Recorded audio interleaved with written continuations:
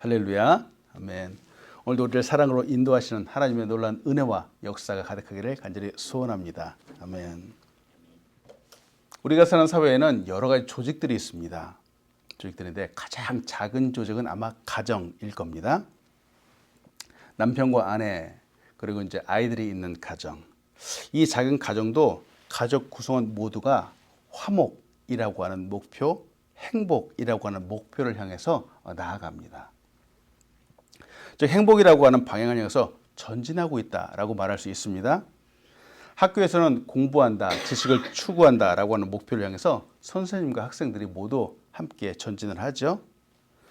회사, 직장에서야 당연히 이익을 추구하는 겁니다. 이익을 추구하는데 그 회사만의 특징을 바탕으로 해서 또 이득을 남기고 또 프로젝트도 진행을 합니다. 교회에서는 예수 그리스도를 구주로 믿는 사람들, 고백한 사람들, 구원받은 성도들이 모여서 하나님의 영광을 위해서 나아갑니다. 예배하죠. 하나님께 영광이라고 하는 이 목표를 향해서 모두가 협력하여서 지금 앞으로 전진을 하는 거죠.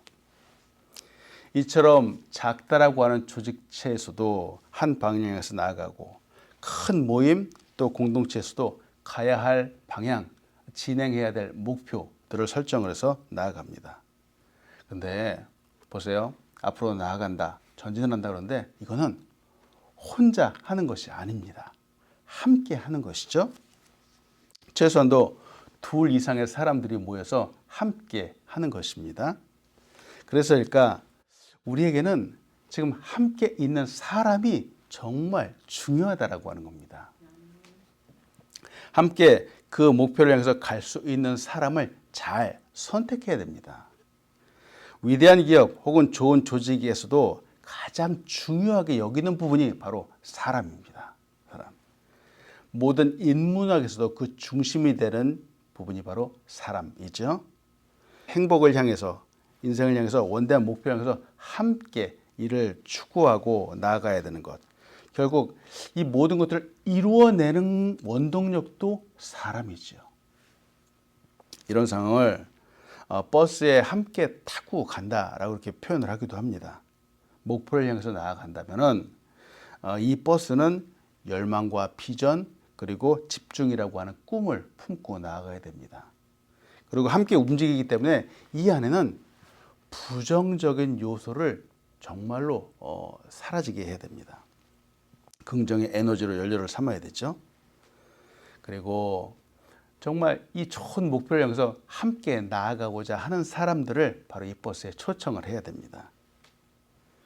또 한 가지는 이 버스에 아직 타고 있지 않은 사람들이라고 해서 그들만을 바라보고 있으면 안 되겠습니다.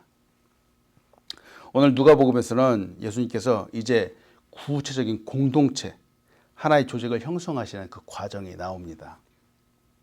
이를 통해서 여러분과 제가 은혜를 나누고 싶은 첫 번째는 우리 예수님은 기도하시는 분이었다는 거죠. 기도하시는 분. 예수님께서 기도하신다. 참 감동적인 부분입니다. 오늘 누가복음 6장 12절로 13절은 이렇게 말합니다. 이때에 예수께서 기도하시러 산으로 가사 밤이 새도록 하나님께 기도하시고 밝음에 그 제자들을 부르사 그 중에서 12를 택하여 사도라 칭하셨으니. 예수님 기도를 받으셔야 하는 분이죠. 기도를 받으셔야 하는 분이 지금 기도하셨습니다. 특히 기도를 위해서 따로 당신의 기도하는 장소인 산으로 가셨습니다.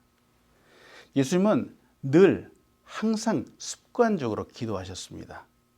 이는 기도를 통해서 힘과 능력을 받는 것이죠. 아마 우리에게도 많은 습관들이 있을 겁니다. 늘 하는 일들 말이죠.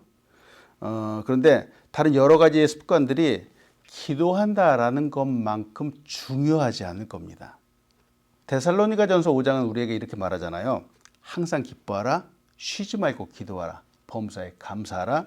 이것이 그리스도 예수 안에서 너희를 향하신 하나님의 뜻이니라 하고 말합니다. 우리 사람들이 일반적으로 갖고 있는 습관들은 무엇일까요? 아마 걱정하는 습관, 염려하는 습관일 겁니다. 이것도 습관입니다. 이런 나쁜 습관들은 버리는 것이 좋습니다. 이 시간 이후로는 그런 나쁜 습관들이 아니라 늘 기도하고 정말 매일같이 기뻐하고 좋은 것들을 추구하는 우리가 되길 간절히 소원합니다. 아멘. 특별히 오늘 말씀에서는 예수님이 밤이 새도록 기도하셨습니다. 왜 밤을 새워서 기도하셨을까? 바로 사람을 바로 선택하기 위해서입니다. 지도자이다, 리더이다. 물론 이 사람들은 어떤 일을 결정을 할 때는 아주 신속하게 빨리 결정을 합니다. 그런데 이런 사람들도 사람을 선택할 때는, 사람을 결정할 때는 신중에 신중을 더해야 됩니다. 함께 움직이는 버스, 이 공동체를 함께 움직여갈 사람은 아무나 선택할 수 없습니다. 회사를, 공동체를 움직여가는 사람, 정말 사람이죠. 이득을 만드는 것도 사람입니다.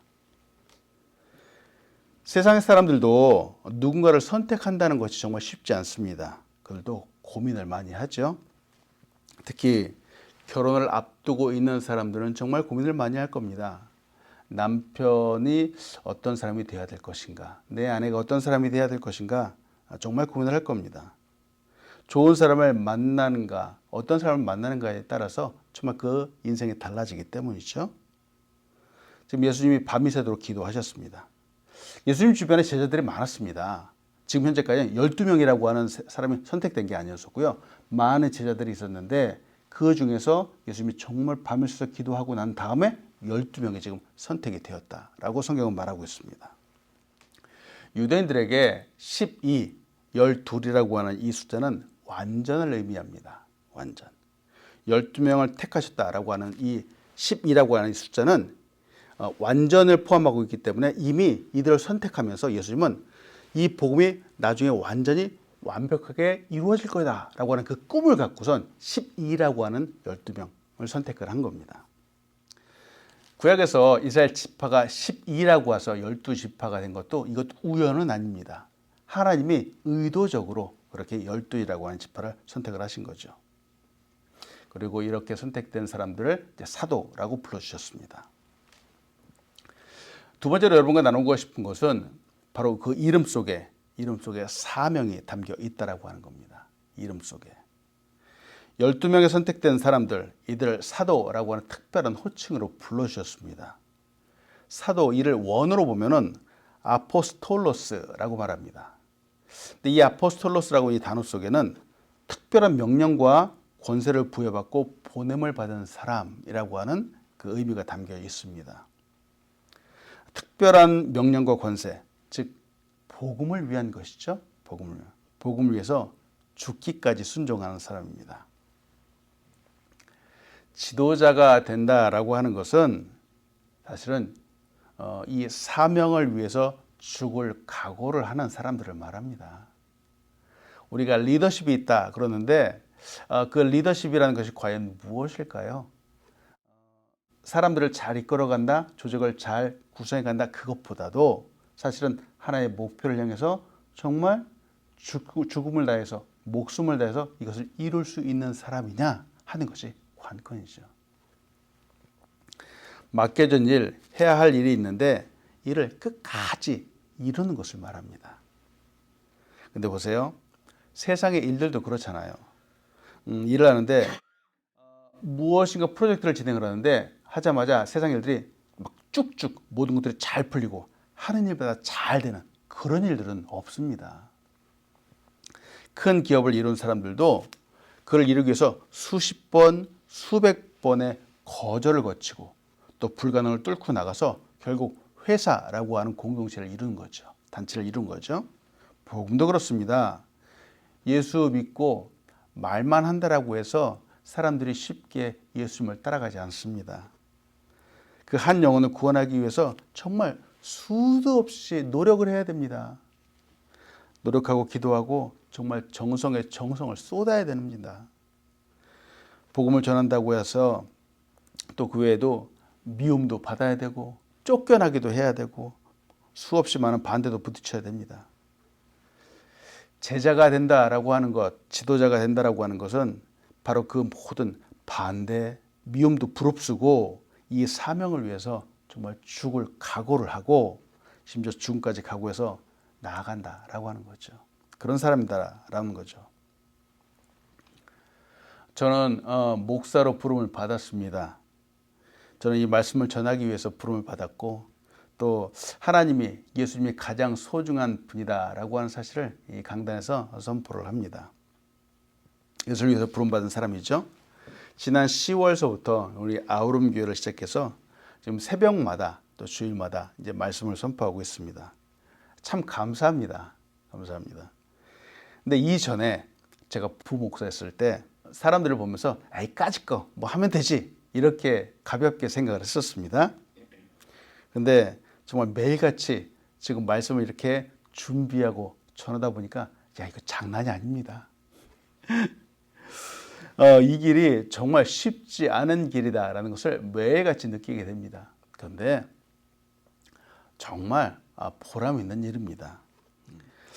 이 길은 정말 가치 있는 일입니다. 아무나 한다고 될 수 있는 일은 아니겠죠. 교회에서 주는 직분도 마찬가지일 겁니다. 장로라고 하는 직분, 권사라고 하는 직분, 집사라고 하는 직분, 이 직분 속에도 예수 그리스도의 제자로 살아간다라고 하는 그 삶이 포함되어 있는 겁니다. 복음을 위해서 목숨을 다하겠다라고 하는 이 사명이 포함되어 있는 겁니다.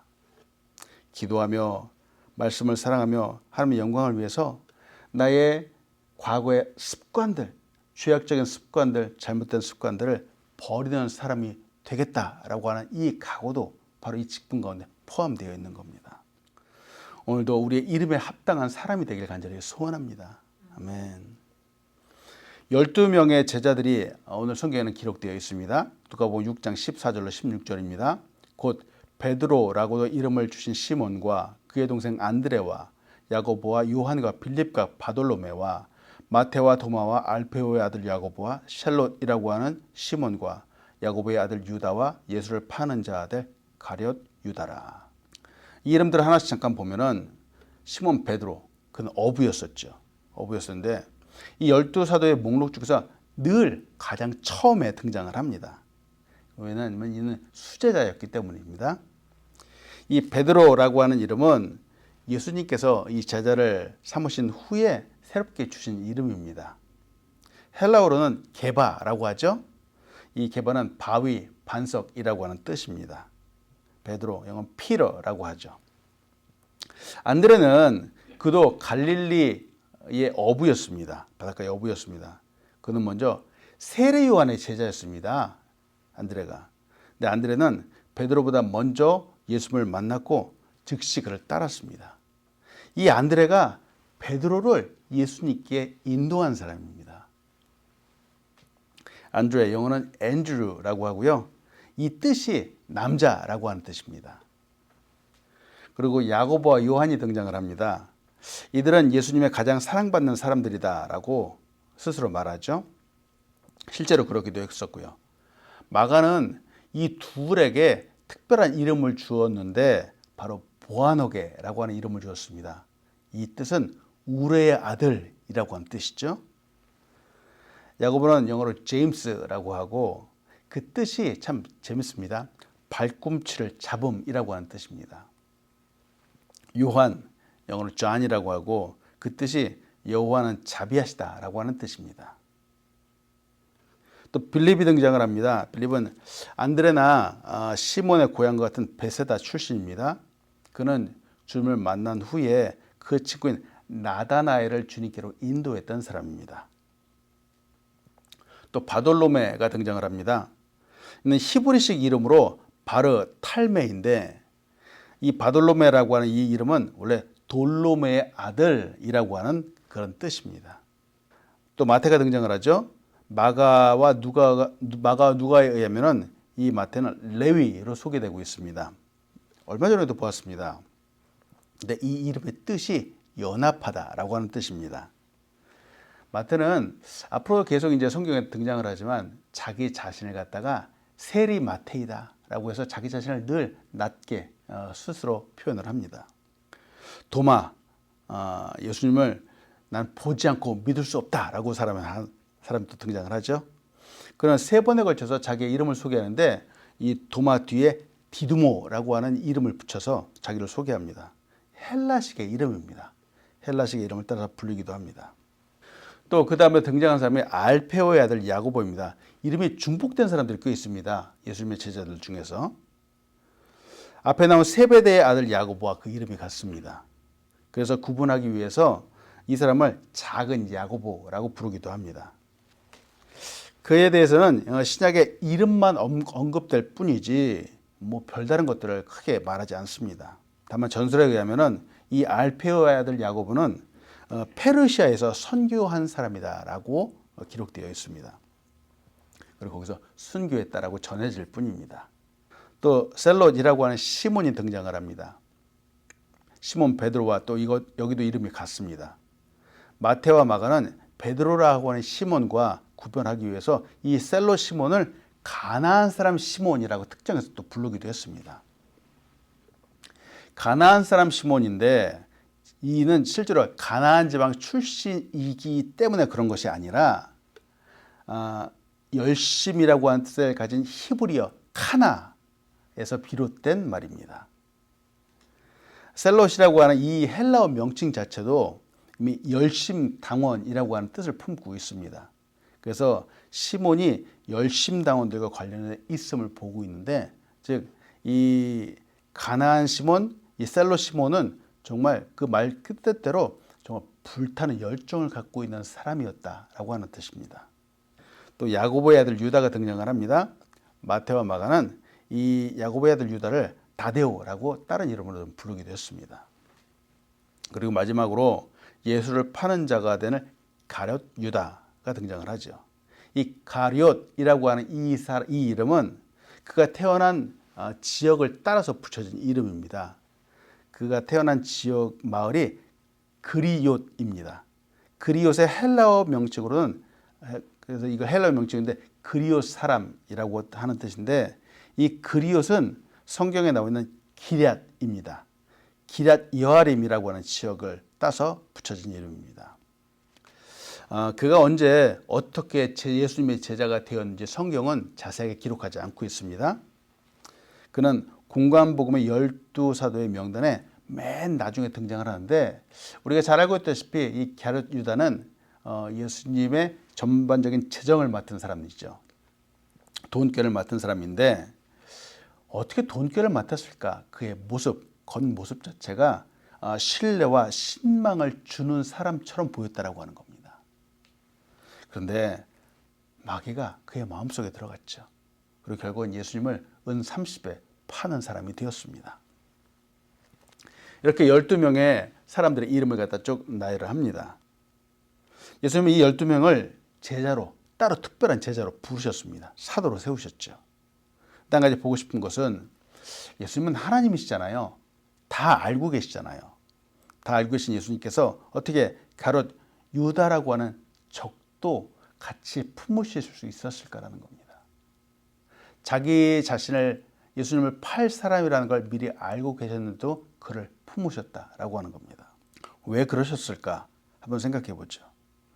우리의 삶에는 때때로 적도 필요합니다. 반대도 있어야 됩니다. 이게 무슨 얘기일까?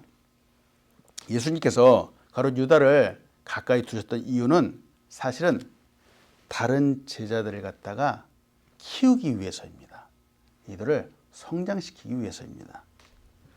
서로 이들과 함께 있으면서 서로 치고받고 몸싸움도 하고 그 내면의 갈등도 많이 겪으라라고 하는 거죠. 이상하게 우리도 어려움 속에서, 적과의 대치 관계 속에서 이상한 끈기가 우리 사람들에게 나온다는 겁니다. 또 그때 지혜도 나온다는 거죠.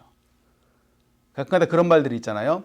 산전수전 공전을 다 겪고 나서 세상에 지혜를 얻었다, 힘을 얻었다라고 하는 말이 있는 것처럼 우리는 정말 다양한 사람들을 통해서 우리가 정말 튼튼한 사람, 건강한 사람, 소용돌이를 뚫고 나갈 수 있는 사람이 되어가기도 합니다. 그런 말이 있습니다. 손해도 볼 줄 알아야지 은혜가 보이는 겁니다. 또 상처를 받아야지 은혜가 소중하다는 것을 그때서야 알게 되는 것이죠. 마찬가지로 제자들 가운데 가룟 유다가 있었습니다. 이 가룟 유다 때문에 정말 소중한 사람이 누구인가를 제자들이 비로소 알게 되었다라고 하는 겁니다. 아마 우리 가운데도 가룟 유다 같은 사람들이 있을 수 있을 겁니다. 우리의 주변에서도 그 마찬가지고요. 교회 공동체도 마찬가지일 겁니다. 참 좋아하는 사람들과 함께 그들과만 살아가면 얼마나 좋을까요? 근데 그렇지 않습니다. 가장 가까이에서 우리의 적도 있을 수 있습니다. 때문에 이를 잘 분별하는 것이 필요하고요. 이를 통해서 지혜를 얻는 것이 정말 중요하겠습니다. 예수님의 제자의 선택, 가룟 유다를 통해서 우리에게 보여주시는 원리는 때로는 알고도 선택할 수 있어야 된다는 겁니다. 울며 겨자 먹기라고 하잖아요. 때로는 일부러 선택하는 경우들도 있습니다. 근데 물론 힘들죠. 근데 때가 되면 하나님께서 다 정리해 주시죠. 힘든 과정을 거치는 그런 시간들이 우리에게 필요합니다. 끝으로 나누고 싶은 것은 세 번째, 하나님의 나라의 축복을 추구하는 우리가 되길 간절히 소원합니다. 하나님 나라의 축복. 오늘 본 말씀 누가복음 6장 20절로 23절은 이렇게 말합니다.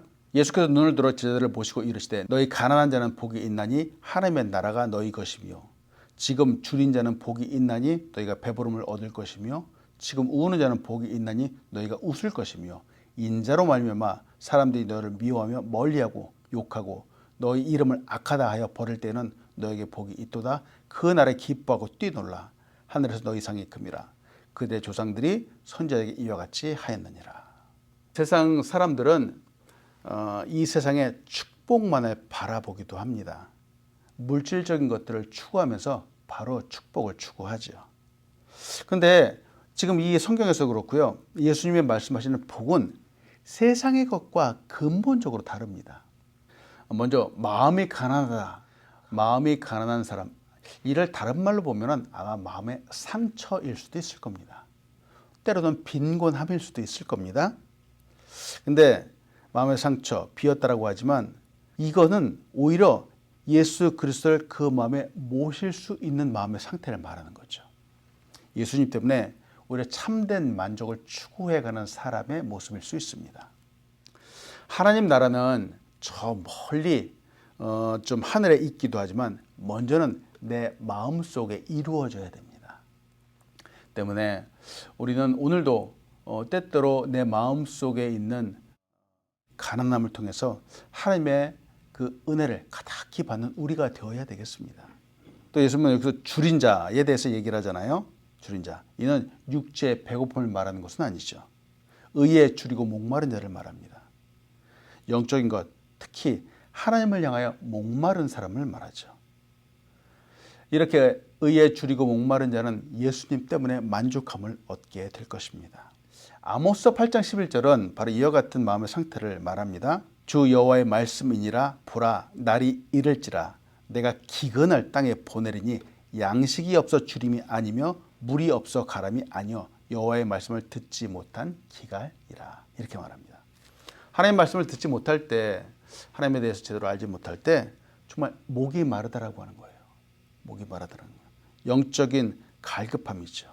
우리 영혼의 배고픔은, 이 갈증은 내가 추구해서 채워질 수 있는 것이 아니죠. 오직 하나님의 말씀으로, 하나님의 은혜로만 채워질 수 있습니다. 또 오늘 본 말씀에서 우는 자들이 등장을 하죠. 이는 회개의 눈물을 흘리는 자들입니다. 이는 예수님 때문에 그 슬픔이 변하여 기쁨이 되는 사람들입니다. 그리스도와 복음 때문에 핍박을 받는 사람들, 이분들은 아마 영원한 상급을 받게 될 것입니다. 우리는 우리 사람들, 인간의 존재를 한번 생각해 봅니다. 우리는 세상의 것들로만 만족할 수 없는 존재입니다. 예수님이 그래서 이 영적인 것들을 계속해서 말씀하시는 것 같죠. 우리의 내면, 우리의 영혼은 돈이나 이 세상적인 물질로만 채워질 수 있을까? 그럴 수 없습니다. 그야말로 세상이 우리의 내면을 다 채울 수도 없으며 또 줄 수도 없습니다. 세상에 알 수 없는 축복이 바로 우리에게 필요하다라고 하는 겁니다. 그래서 사람들이 세상의 풍요만을 쫓아가다가 그것들로 만족감을 채우려 하다가 이내 쾌락에 빠지게 되고 이내 방황하게 된다는 거죠. 여러분, 오늘도 이 하나님의 것, 하늘의 것을 추구하십시오. 하늘의 축복을 갈망하십시오. 이것은 오직 예수님만이 주실 수 있습니다. 하나님만이 주실 수 있습니다. 오늘도 우리 모두 함께 하나님의 영광을 위해서 나아가는 우리가 되길 간절히 소원합니다. 아멘. 기도하겠습니다. 하나님, 오늘도 우리에게 귀한 말씀을 주시고 다시 한번 우리의 삶을 돌아보게 하심을 감사함을 드립니다. 오늘도 우리를 불러주셨습니다. 하나님의 영광을 위해서 이 땅 가운데, 이 시대 가운데, 이 자리에 세워주셨습니다. 하나님, 우리의 삶의 모든 순간순간마다 발걸음마다 하나님의 이름을 높이는 사람이 될 수 있도록 인도하여 주시옵소서. 아버지, 우리를 통해서 예수 그리스도의 이름이 높아지기 원합니다. 하나님, 우리를 불러준 이 이름에 합당한 삶을 살아갈 수 있도록 인도하여 주시옵소서. 또 우리 주변에 있는 사람들 귀하게 여기 인도하여 주시고, 하나님, 이 세상의 것들로만 우리를 채우지 않게 하시고 하늘의 것들, 아름답고 신령한 것들로 우리의 내면을 가득히 채울 수 있도록 인도하여 주시옵소서. 하나님, 이 땅에 귀한 기회를 세우셨습니다. 우리 교회가 건강하고 아름다운 교회로 부흥하고 발전할 수 있도록 축복하여 주시옵소서. 우리의 각 가정을 주님 앞에 올려드립니다. 가정마다 하늘의 문을 활짝 열어주시옵소서. 놀라운 은혜와 역사 축복들로 가정을 가득히 채워 주시옵소서. 성령의 충만함을 부어 주시옵소서. 우리 가족 구성원들 모두 건강하게 인도해 주시고 꿈꾸는 것마다, 기도하는 것들마다, 손대는 것마다 잘 되는 역사가 나타날 수 있도록 축복하여 주시옵소서. 감사합니다. 예수님의 이름으로 기도합니다. 아멘.